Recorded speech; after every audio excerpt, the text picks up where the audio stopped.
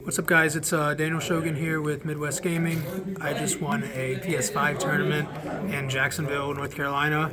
I went 8-0. I played against 7 tier and 1 Goatee deck. So let's talk a little bit about my strategy. It is a Tearlament deck, so I played some Tearlament monsters.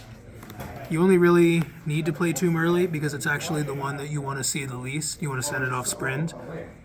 And then 3 of the good ones. You only need 2 Rhino Heart because you oftentimes end up normaling other things. I played 6 Shufflers and 5 of the Millers. Agito's really good. I was originally playing 3 of it, but I ended up cutting it for something else, sort of a medical for the room. And then I played 6 Bestials, 3 Magna, 2 Druis, and 1 Saronir. You could play 3 Druis, but I figure there's not a super big difference between Druis Form and Saronir, so you can mitigate drawing ultimates by playing 2 and 1. And then I played 2 Fenrir. When I got there, one of my friends said that there was a lot of Sprite at this event, or this local, so I figure Fenrir is pretty good against Sprite, it's pretty good against Flu, it's alright against Flu. It's pretty good against non-tier decks, so I put it in, I cut the 3rd Merly and the 3rd Agito for it. It was fine. I ended up siding it out a lot because it's not very good going second against tier. And then I played 4 planets. The delta between opening this card and not opening this card is really massive.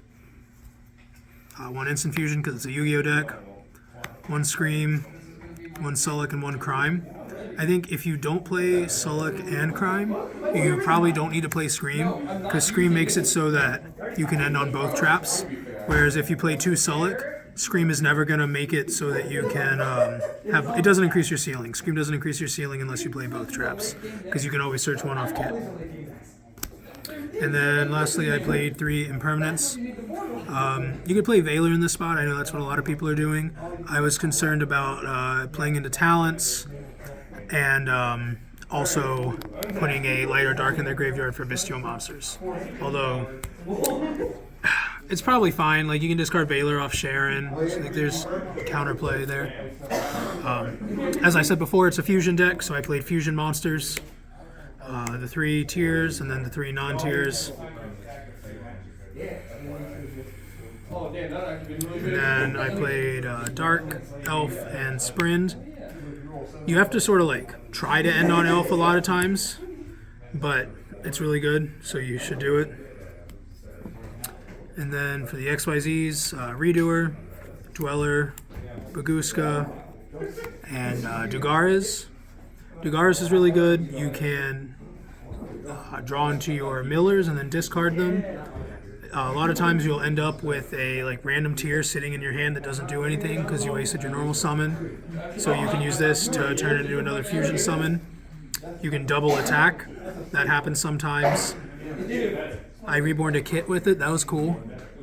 And then Beatrice and Zeus. Wallow could be in this deck. I cut Dugaris for Wallow. Or Wallow for Dugaris. But it just didn't seem as good. Dugaris was really good all week. And then for my side deck, I was really concerned about Flu and Sprite, so I played Dark Ruler. For Flu and for other random decks, I played Twin Twisters. If you draw Twin against Flu, it's an FTK because you hit map and the trap. Bell was really good in the mirror match. It can hit Shufflers and it can hit their own tier effects if they don't chain block. It can also proactively hit Bestials. Not super good to do that, but if you have to, you can. And then 2 Super Poly. This card's really good. 2 Zombie World and a Necro World Banshee. And 1 Volcanic Scattershot. Because once again, this is a Yu-Gi-Oh deck. I think tier is really cool. I love playing tier mirrors. Always learn something. Always something you can do better. Something you can figure out. So I'm a big fan of this format. I really hope to be able to keep playing it. See everybody in Vegas. Thanks, guys.